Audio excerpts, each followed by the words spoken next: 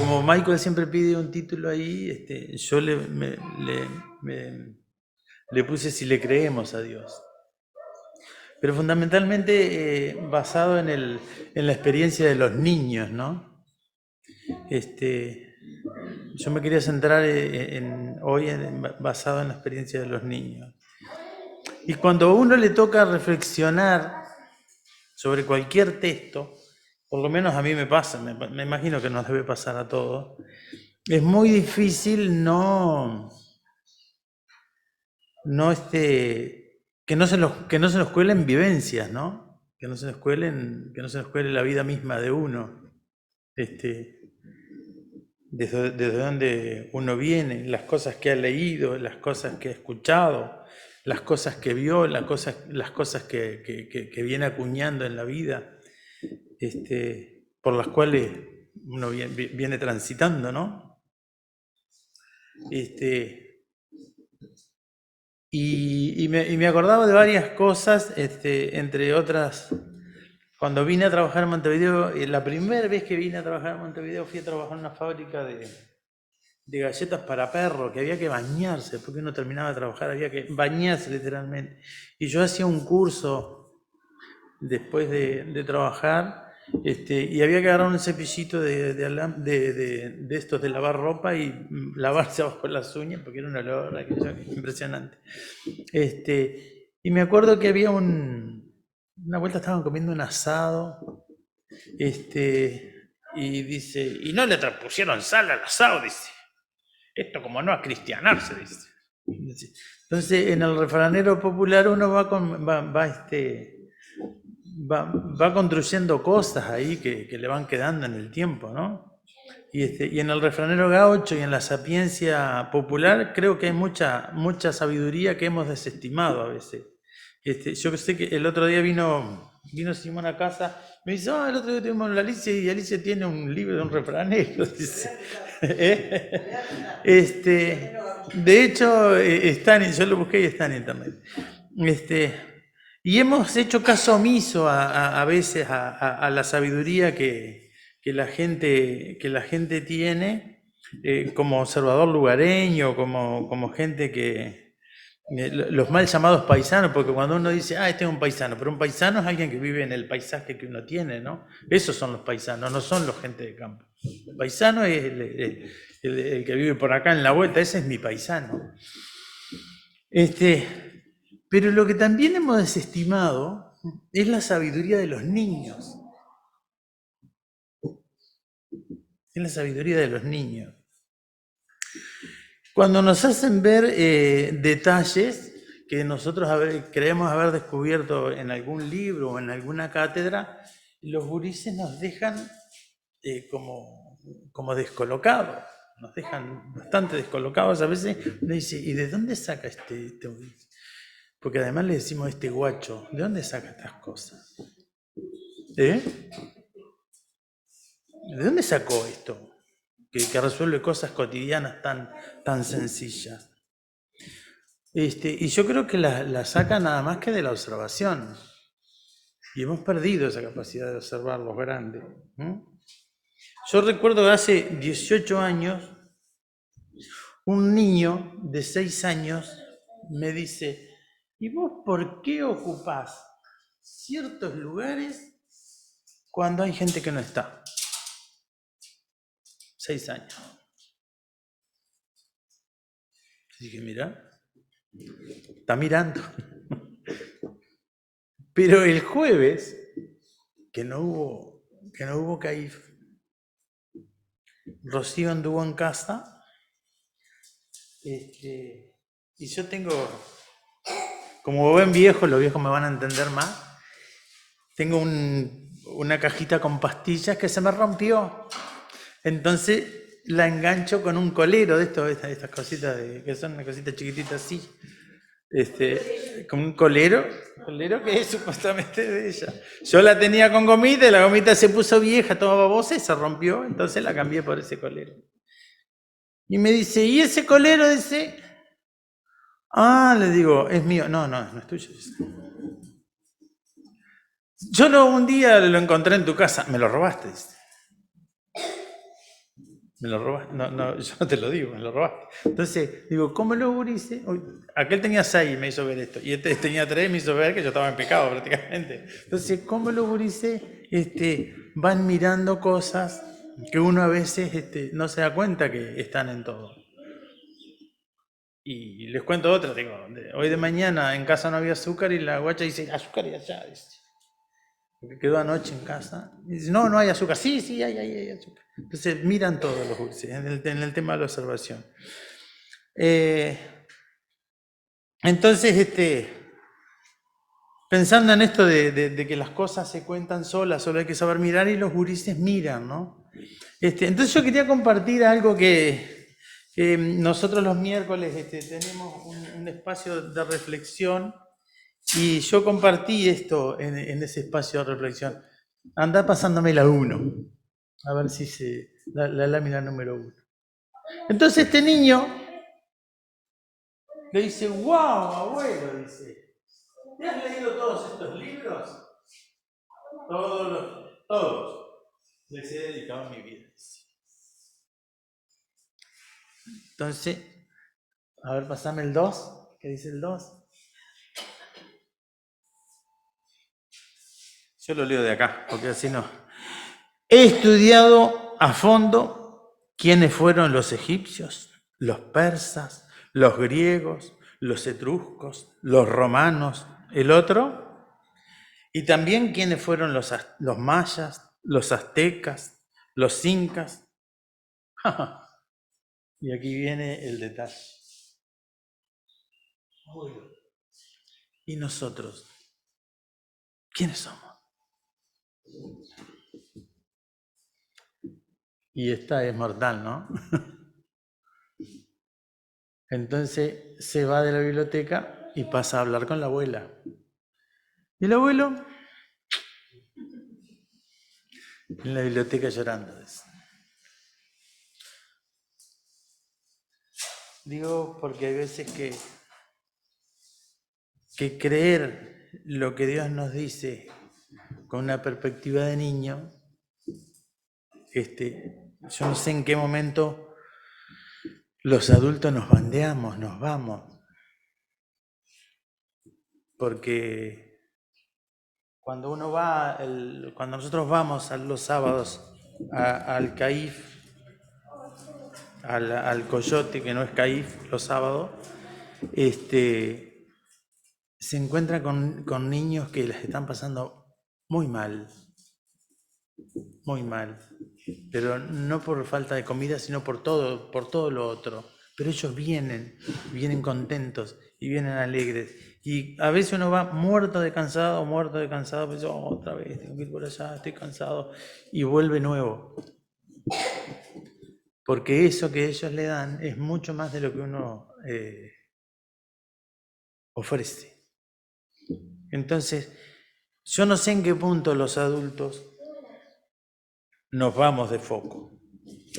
No sé cuándo es que nos vamos de foco, que nos cuesta dejamos de ver lo importante para empezar a actuar para la tribuna.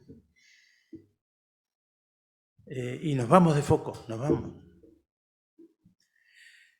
Y me parece que en algún punto,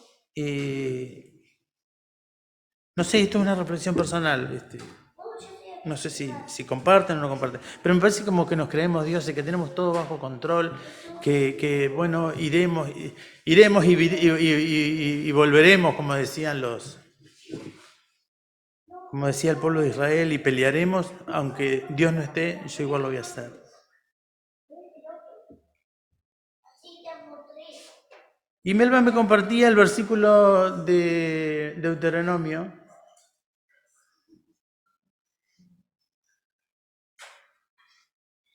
Y el pueblo estaba preocupado por lo que iba a pasar cuando entraran a la tierra. Y hay veces que uno habla de la tierra heredada o de la tierra, y la tierra no es heredada, la tierra es prometida. Y dice, y no se la daré a ustedes, dice.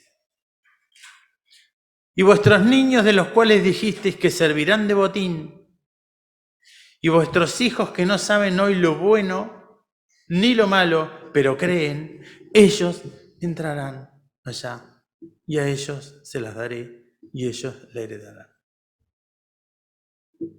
Y me dejó pensando eso, que la tierra no es heredada, la tierra es prometida. Ahí dice, ellos la heredarán, pero la tierra es prometida, no es nuestra. Y ellos la habitarán porque creen. Les insisto, cuando voy me encuentro... Hay dos niños que me llaman la atención. Hay dos niños que me llaman la atención. Uno es Elías y el hermano de Elías. Últimamente me llama la atención. Porque sus papás, su mamá, era bastante difícil dialogar con ella aún siendo joven. Era muy difícil dialogar con ella. Y sus niños vienen y vienen con una alegría impresionante y me la contagian. Entonces, esto que yo les decía de que heredan la tierra y vuestros niños de los cuales dijiste heredarán la tierra. Aunque ustedes crean que se lo van a comer los lobos, ellos heredarán la tierra. Ellos van a tener lo prometido. Y se nos insta a creer, y ellos creen. Los niños creen. Y no solo que creen, sino que le creen a Dios. Eso es lo que me llama poderosamente la atención en la vida de un niño. Porque en condiciones muy difíciles, ya les digo, en este momento son esos dos los que me llaman la atención. Podemos hablar de hace una semana de Mica, podemos hablar de muchas, y ustedes deben tener algún niño también a su alrededor. Entonces, el asunto no es solo creer, no es solo ser creyente, sino creer lo que Dios tiene para cada uno de nosotros. A mí me llamó muchísimo la atención en Haití, cuando tuvimos una reunión con niños esclavos, la confianza en medio de su tristeza, porque eran muy conscientes de su realidad, la tristeza que tenían, pero a su vez la confianza en Dios era como, no le costaba entender, ¿viste? Pero impresionante. Yo a veces he ido donde me muevo y digo, ¿dónde meto este versito? Y más pensando en esto que tú decís, ¿dónde meto la historia esta? En este caos, en esto tan difícil que les toca vivir. ¿Dónde la meto?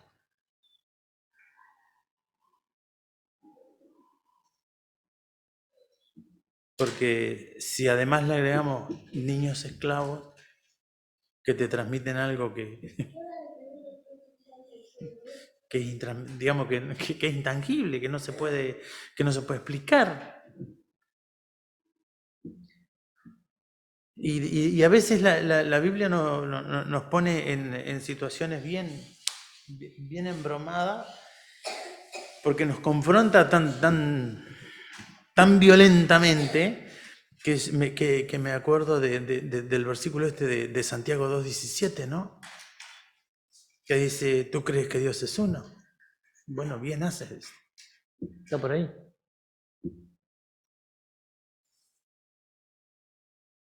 No, Santiago 2:17. Santiago 2:17.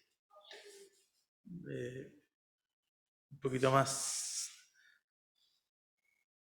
Santiago 2:17 dice, ¿tú crees que Dios es uno? Bien hace, dice. Los demonios creen y tiemblan. Entonces el asunto no es creer, el asunto es poner en práctica lo que se cree. Y estos niños lo ponen en práctica.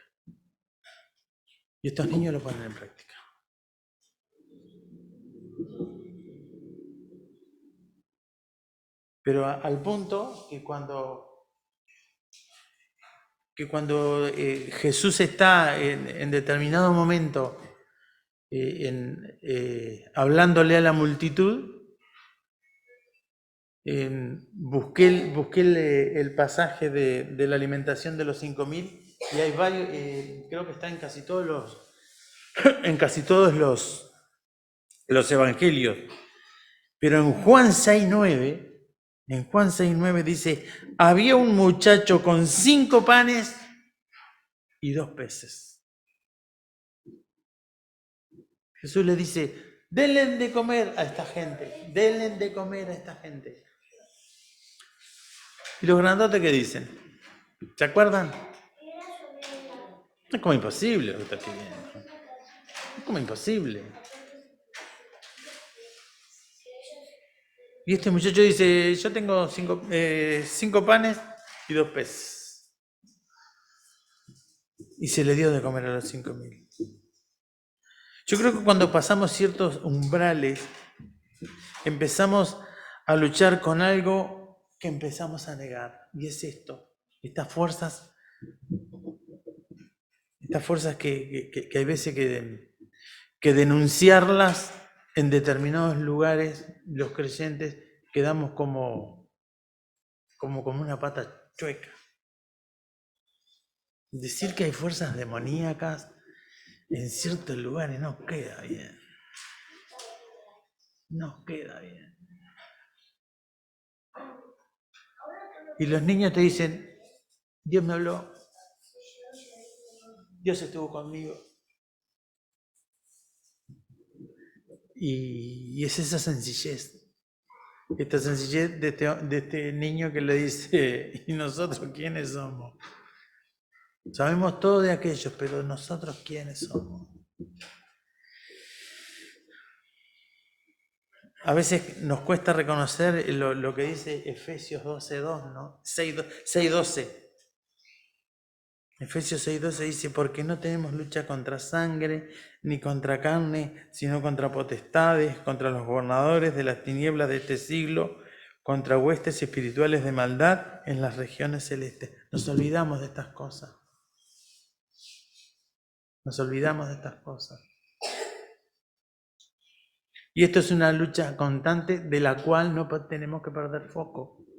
Y a veces las perdemos, la mayoría de las veces, digamos, bueno,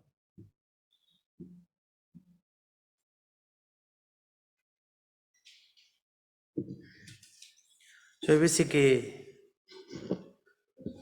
hacemos el ejercicio de mirarnos un poquito sin asustarnos, y si uno es honesto, dice, por voluntad propia, yo hoy, como creyente, ¿estaría acá? ¿Estaría en este lugar? ¿Estaría en el banco de la iglesia? ¿Estaría haciendo lo que estoy haciendo? ¿Estaría disfrutando de esta paz que Dios me dio? Que no es todo color de rosa, porque, a ver, todos tenemos algún inconveniente constantemente todos los días. Pero si no fuera por Dios, ¿estaríamos acá? No le estoy hablando a nadie especial porque todos venimos de situaciones complicadas. Todos. No nos pongamos en ahí, de mí tampoco. Pero todos en algún momento dijimos, ¿y ahora cómo sigue esto?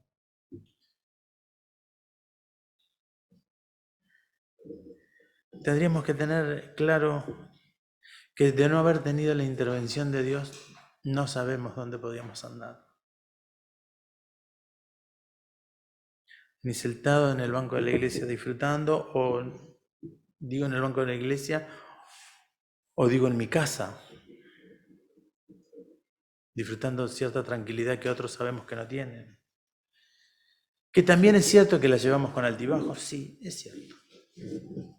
Pero que Dios nos ayude en esta mañana a poder creer, a poder creerle a Dios, a poder creer que Dios puede hacer las cosas más abundantes de lo que nosotros pedimos y creemos.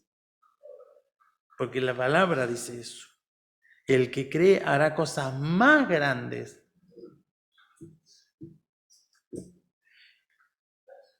yo a veces me pregunto, ¿para qué me pregunto tanto? Dijo alguien. ¿Qué mérito tengo para que Dios me haya llamado? Ninguno. No obstante, Dios nos ha puesto cosas muy importantes en nuestras manos. Y uno mira en el correr del tiempo y se han logrado cosas, pero no se han logrado cosas por el esfuerzo nuestro. No se han logrado cosas por el esfuerzo nuestro. Solamente uno puso la mano en el arado y hizo lo que pudo y Dios dio la bendición. Y ahí aparecieron entre tantos todos ustedes. Apoyando. Yo hablo desde la experiencia del Coyote, ¿no? Aparecieron todos ustedes. Y aparecieron gente que uno ni siquiera se la imaginó. Pero no fue con pocos inconvenientes también de a veces no querer decir cómo sigue esto. Pongámonos en pie en esta mañana, oremos y pidamos poder creer que Dios puede hacer cosas maravillosas. Que nos queda mucho camino por recorrer también. Como le dijo Dios al profeta, come porque te queda mucho camino por recorrer. Al pueblo de Israel lo sacaron y estuvo 40 años caminando hasta que sus hijos llegaron. Ojalá nosotros no seamos como leía Melba hace un rato, ese Jonás durmiendo. Señor, te agradecemos en esta mañana porque tú puedes hacer las cosas más abundantes de lo que nosotros creemos y aún pedimos. Que aprendamos a pedir como conviene, para tu obra, para tu gloria y para tu pueblo. Bendice a cada hermano que ha llegado hasta aquí. Gracias por tu palabra, por sobre todas las cosas. Y que podamos ser como los niños, de ir mirando aquello que realmente tenemos que mirar. Que no perdamos esa capacidad de mirar cuáles son las necesidades de que tu pueblo precisa, de que la gente precisa, de que los niños precisan. Gracias porque hasta aquí nos ayudaste. En tu nombre, Jesús. Amén.